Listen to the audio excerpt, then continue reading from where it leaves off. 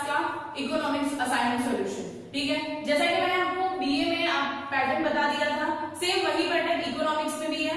First of all MCQs, second 1 marks के question, third 2 marks and fourth 3 marks and fifth 5 marks की।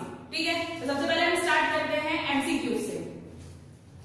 तो first question क्या बताया गया है, आकृति किस प्रकार के वितरण हेतु बनाई जाती है? ए सतत, बी असतत, सी विषम या डी आदर्श। तो इसमें क्या आएगा? बी असतत।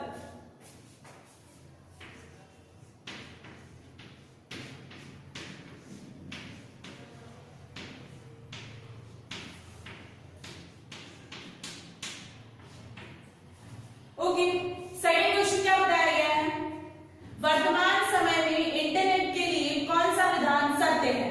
ए अध्ययन हेतु एक साधन है, बी अध्ययन हेतु शिक्षक का कार्य करता है, सी विद्यालय की संपूर्ण प्रतिस्थापन संस्था है, या डी युवकों के लिए मनोरंजन का साधन है। तो यहाँ पर क्या आएगा?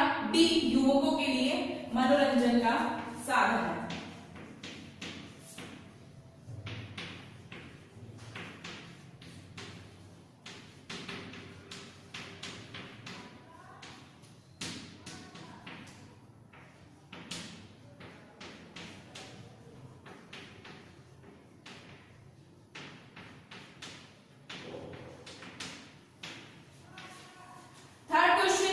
थर्ड क्वेश्चन में क्या बताया है, 2014 में विश्व में मानव विकास अंक की दृष्टि से भारत का कौन सा क्रम था? तो ए 127वां, बी 128वां, सी 129वां और डी 130वां। तो क्या आएगा इसमें? डी 130वां।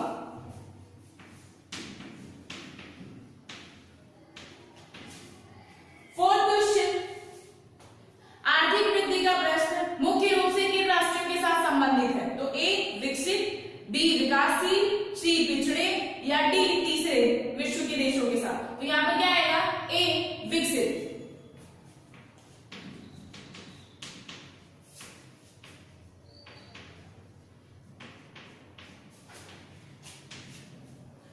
फिफ्थ क्वेश्चन, चावल लेकर कपड़ा प्राप्त करने की आर्थिक व्यवस्था किस नाम से जानी जाती है? तो ए मुद्रा प्रथा, बी बैंकिंग व्यवस्था, सी वस्तु विनिमय प्रथा या डी उधार प्रथा। तो इसमें क्या आएगा? सी वस्तु विनिमय प्रथा।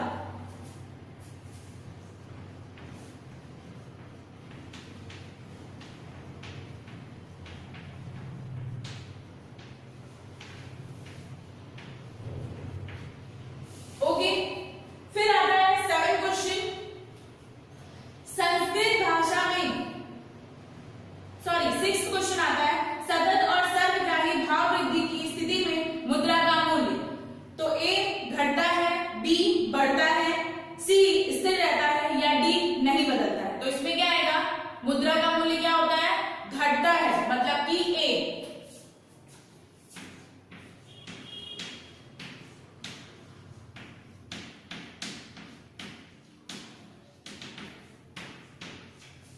सेवेंथ क्वेश्चन, संस्कृत भाषा में बैंक शब्द को क्या अर्थ होता है? तो ए मुद्रा की पूर्ति, बी मुद्रा का भंडार, सी पूंजी निवेश या डी व्यवसाय। तो इसमें क्या आएगा? बी मुद्रा का भंडार।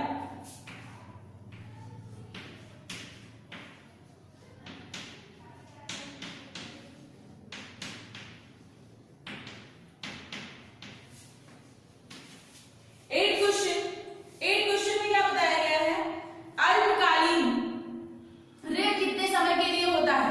तो ए 1 वर्ष के लिए, बी 1 से 3 वर्ष के लिए, सी 1 से 5 वर्ष के लिए या डी 5 से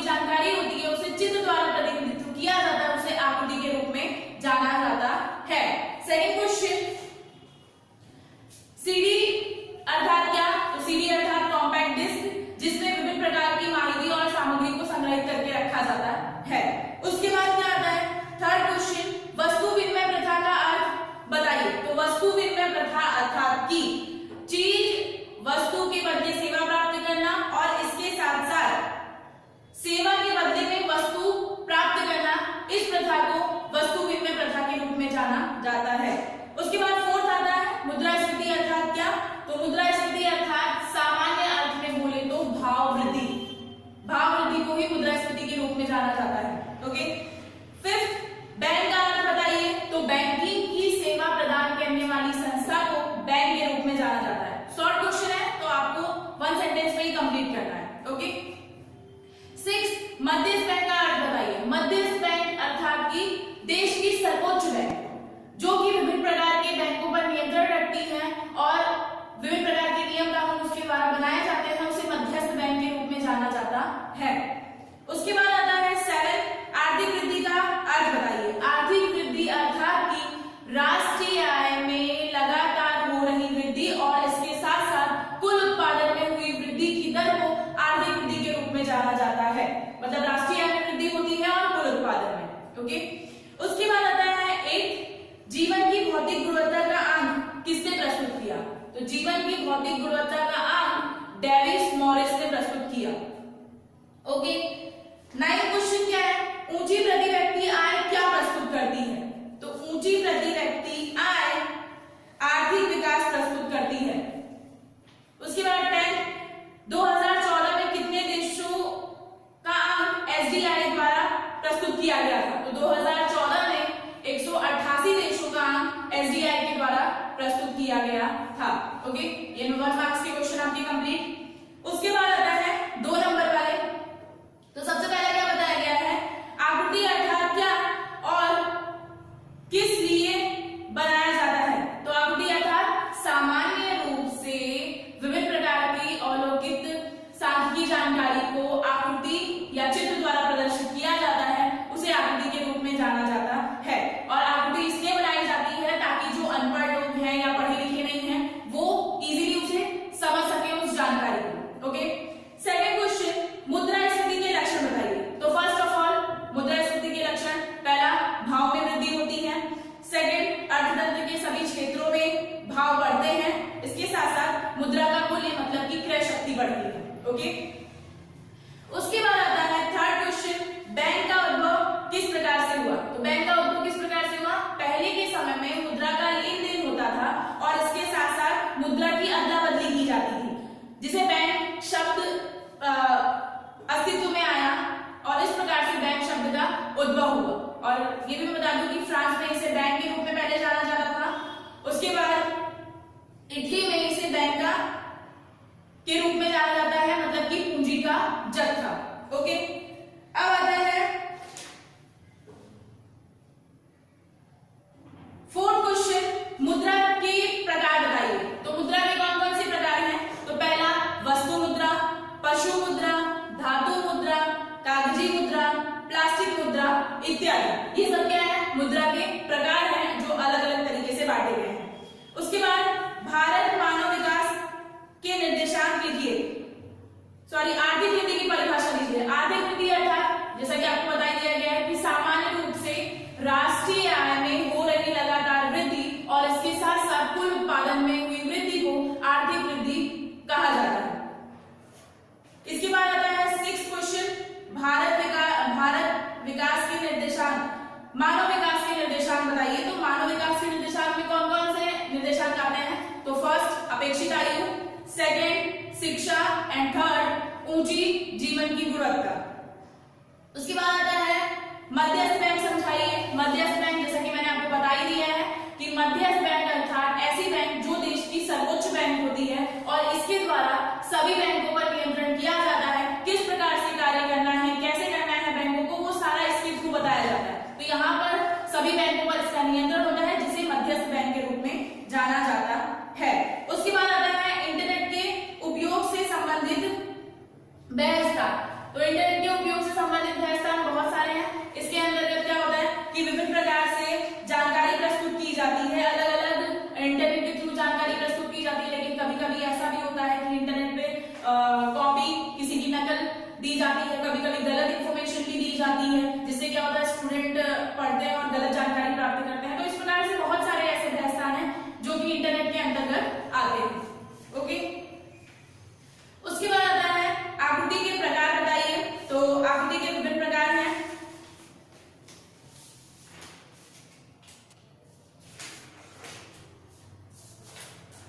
आकृति के विभिन्न प्रकार हैं जैसे कि छूट-फूट आकृति, फिर इसके चित्राकृति, फिर वृत्ताकृति, स्तंभाकृति, वृत्तांश आकृति, समय आधारित आकृति। तो ये सब क्या है, आकृति के प्रकार है।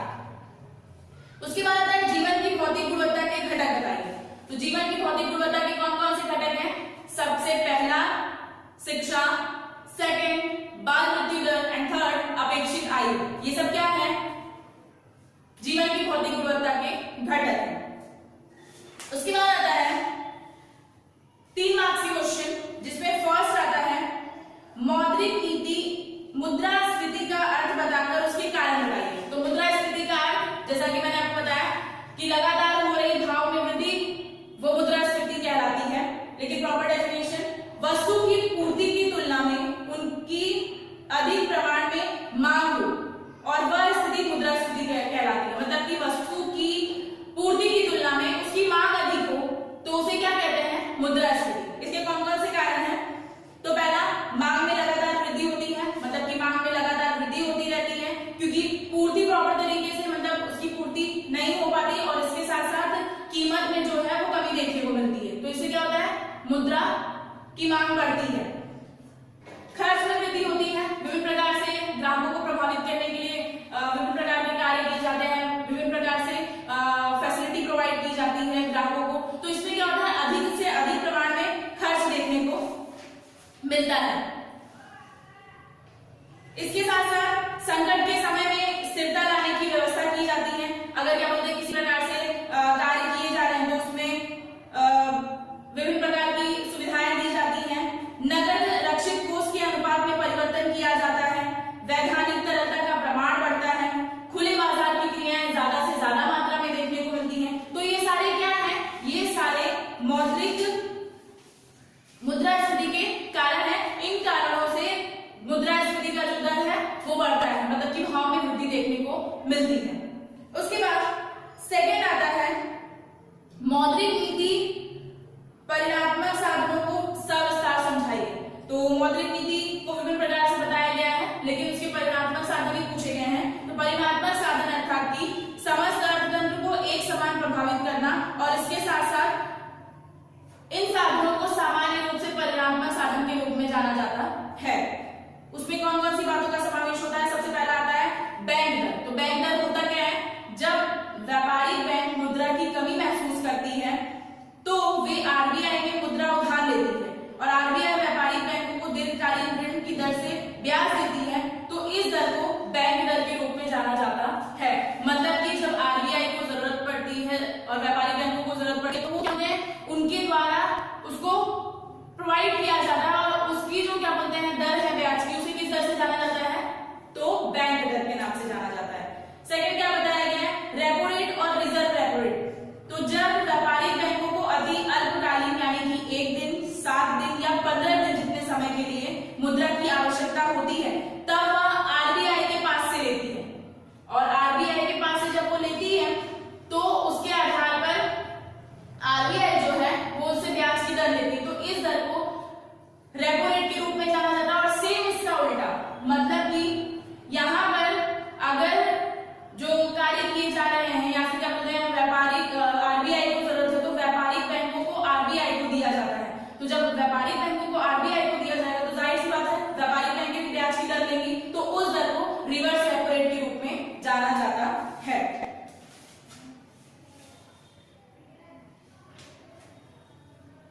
इस प्रकार से अनेक प्रकार के कार्य और भी बताए गए हैं, जैसे कि संकट के समय स्थिरता लाने की व्यवस्था की जाती है। विभिन्न प्रकार से संकट के समय में अलग अलग प्रकार से व्यवस्था की जाती है और इसके साथ साथ और भी बहुत सारे कार्य होते हैं जो कि बैंकों के थ्रू किए जाते हैं और मध्यस्थ बैंक को जरूरी होता है। तो इसमें भी क्या होता है कि ये परिणात्मक साधन के रूप में जाना जाता है। उसके बाद क्या आता है, नगद रक्षित कोष के अनुपात में परिवर्तन। विभिन्न प्रकार से अलग अलग प्रमाण होते हैं, आरबीआई के थ्रू भी बहुत सारे कार्य किए जाते हैं और बैंकों पर अलग अलग प्रमाण में परिवर्तन देखने को मिलता है उनकी नगद में। तो सेम वही सिचुएशन यहाँ पर भी क्रिएट होती है। वैधानिक तरलता का प्रमाण बढ़ता है, मतलब कि बैंकिंग रेगुलेशन एक्ट के अनुसार प्रत्येक व्यापारिक बैंक सीआरआर के अतिरिक्त अपनी कुल धनराशि का 25% जितना मूल्य नगद, सोना या सरकारी सिक्योरिटी इत्यादि स्वरूप में प्रोवाइड करती है, जिसे क्या कहते हैं, वैधानिक तरलता के रूप में जाना जाता है। तो ये सारे कार्य किसके अंतर्गत होते हैं, मुद्रास्फीति के अनुसार ये सारे कार्य जो है मौद्रिक नीति के अनुसार परिणात्मक साधन के अंतर्गत देखने को मिलता है। ओके, उसके बाद थर्ड क्वेश्चन, मानव विकास अंक का महत्व और मर्यादा बताइए। तो मानव विकास अंक के महत्व और मर्यादा, हाँ, मानव विकास का अंक विभिन्न प्रकार से अलग अलग देशों में देखने को मिलता है और उनके द्वारा विभिन्न प्रकार के अलग अलग अंक प्रोवाइड किए गए हैं। जैसा कि आपको 2014 के अनुसार बताया गया है कि भारत का जो क्रम है वो मानव विकास की दृष्टि से कौन सा है, 130वां है। और उन्होंने कितने देशों में 2014 के अनुसार अंक प्रतिपादित किया था, तो टोटल 188 देशों में। ठीक है, ऐसे बहुत सारे कार्य किए जाते हैं और उसके अंतर्गत इसके अंदर बहुत सारे घटक का भी समावेश होता है, जैसे कि शिक्षा हुआ, ऊंची जीवन स्तर हुई, अपेक्षित आयु का प्रमाण हुआ। तो ये सारे कार्य इसके अंतर्गत देखने को मिलते हैं। और इसके साथ साथ इसके अंदर GDI मतलब कि जेंडर डेवलपमेंट इंडेक्स, जाति विकास अंक, फिर TAI टेक्नोलॉजिकल अचीवमेंट्स इंडेक्स मतलब कि तकनीकी उपलब्धि अंक, फिर HPI ह्यूमन पॉवर्टी इंडेक्स मानव गरीबी अंक, और HCI ह्यूमन कंज्यूमर इंडेक्स मतलब कि मानव उपभोक्ता अंक, जैसे बहुत सारे प्रश्नों का इसके अंदर समावेश किया जाता है। और इसके साथ साथ बहुत सारे कार्य इसके अतिरिक्त होते हैं। तो मानव विकास अंक का महत्व क्या होता है वो मैं आपको बता देती हूँ। मानव विकास अंक में ये होता है कि विभिन्न प्रकार से अलग अलग जो इंडेक्स हैं वो समावेशित किए जाते हैं। तो इससे होता क्या है कि प्रॉपर तरीके से जो भी प्रॉब्लम है उसका सही तरीके से सोल्यूशन निकाला जा सकता है। और विभिन्न प्रकार की जो उसके घटक है, जैसे जो घटक को ध्यान में रखकर वो कार्य करता है, अपेक्षित आयु हुई या शिक्षा का प्रमाण हुआ या ऊंची जीवन स्तर हुई, तो इन सभी को ध्यान में रखकर वो जब कार्य करता है तो उससे क्या होता है कि उसका जो स्तर है वो बढ़ता है, तो शिक्षा का अनुपात बढ़ता है, इसके साथ साथ लोगों की ऊंची जीवन स्तर बढ़ती है। तो ये सारा इसके महत्व के अंतर्गत आता है। कुछ मर्यादाएं भी हैं, जैसे कि कभी कभी आंकड़ा एकत्रित करने में गलती हो जाती है, मतलब कि सही तरीके से जानकारी एकत्रित नहीं हो पाती है, तो उस जानकारी के थ्रू होता क्या है कि गलत इंफॉर्मेशन मिलती है और गलत मानव विकास अंक प्रतिपादित किया जाता है। तो ये इसकी मर्यादा के अंतर्गत आ गया है। ओके, फिर third question, sorry fourth question, RBI के कार्य लिखिए। तो RBI विभिन्न तरीके से कार्य करती है। तो इसके कौन कौन से कार्य हैं? सबसे पहला तो ये चलन मुद्रा निर्गमित करने का कार्य करती है। तो चलन मुद्रा निर्गमित करने का मतलब पैसे देने का कार्य करती है। ये 20 और 2 से अधिक रकम के नोटों को, रुपए के नोटों का कार्य करती है, उससे बाजार में भेजने का कार्य करती है। इसके अलावा कागजी नोटों को प्रतिपादित करने का कार्य करती है। फिर सरकार के अनुरूप बैंक पर नियंत्रण रखती है, किस प्रकार से बैंक कार्य करे, किस प्रकार से उसको करना चाहिए या किस प्रकार से उसके अंदर चेंजेस आएंगे, ये सभी कार्य किसके होते हैं? RBI के होते हैं। फिर विभिन्न प्रकार से दर में परिवर्तन देखने को मिलता है, वो भी RBI के थ्रू ही होता है। इसके अलावा बहुत सारे बैंक जो है वो ब्याज की दर या फिर क्या बोलते हैं अलग अलग प्रकार से नीति नियम लागू करते हैं। तो ये नीति नियम भी RBI के एक्ट के अधीन ही होता है, या RBI जो प्रोवाइड करती है जिस प्रकार से इंफॉर्मेशन देती है उसी प्रकार से उसको कार्य करना होता है। तो ये सारी चीजें किसके अंतर्गत आती हैं? RBI के कार्य के अंतर्गत आती हैं। उसके बाद मुद्रा का उद्भव और विकास बताइए। मुद्रा का उद्भव और विकास आपको बता ही दिया गया है कि मुद्रा का उद्भव फर्स्ट ऑफ ऑल पहले के समय में वस्तु विनिमय प्रथा ज्यादा चलती थी। उसके बाद धीरे धीरे जैसे जैसे विकास हुआ वैसे वैसे मुद्रा स्वरूप में आया। मुद्रा में भी पहले बहुत बड़े बड़े प्रमाण में मुद्रा देखने को मिलते थे, काफी बड़े बड़े सिक्के। फिर उसके साथ साथ कागजी नोट आई, इस तरीके से उसका विकास होता है। फिर प्लास्टिक मतलब कि ATM, डेबिट, ये सब कार्ड्स आए, तो ये सब प्लास्टिक नोट्स के अंतर्गत आते हैं। तो मुद्रा का सबसे पहले उद्भव इस तरीके से हुआ कि पहले के समय में फ्रांस में इसे बैंक के रूप में जाना गया, जबकि इटली में बैंका के रूप में। इसका मतलब होता है पूंजी का भंडार, मतलब कि यहाँ पर मुद्रा को एकत्रित करके रखा जाता था। इसके साथ साथ बहुत सारे कार्य भी उसके द्वारा ही किए जाते थे। तो यहाँ पर ये सारा जो विकास है, ये सारा जो लेन देन है वो पहले के समय से ही आया है। तो धीरे धीरे जैसे जैसे बढ़ता गया वैसे वैसे मुद्रा का विकास होता गया। उसके अलग अलग प्रकार भी आपको बता दिए गए हैं, जैसे कि वस्तु मुद्रा होती है, कागजी मुद्रा होती है, धातु मुद्रा हुई है, प्लास्टिक मुद्रा हुई है। इसके साथ साथ और भी पशु मुद्रा देखने को मिला है, बहुत सारी मुद्रा का प्रमाण देखने को मिला है। और मुद्रा का उद्भव इसी तरीके से दिखा गया है या इसी तरीके से हुआ है। ठीक है, तो यहाँ पर आपके 3 मार्क्स वाले क्वेश्चन कंप्लीट। उसके बाद आता है 5 मार्क्स के क्वेश्चन।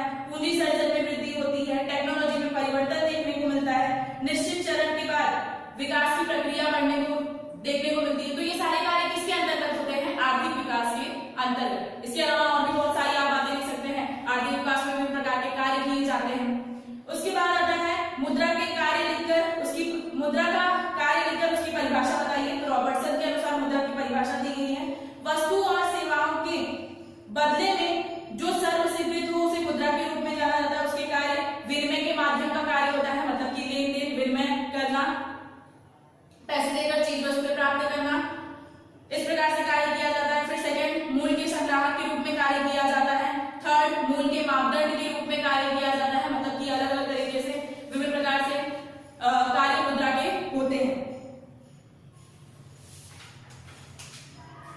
उसके बाद आता है आर्थिक वृद्धि और आर्थिक विकास में अंतर। थर्ड क्वेश्चन है, तो आर्थिक वृद्धि और आर्थिक विकास में निम्नलिखित प्रकार से अंतर दिए गए। पहला, आर्थिक वृद्धि जो है वो एक प्रक्रिया है, जबकि आर्थिक विकास जो है वो एक घटना है।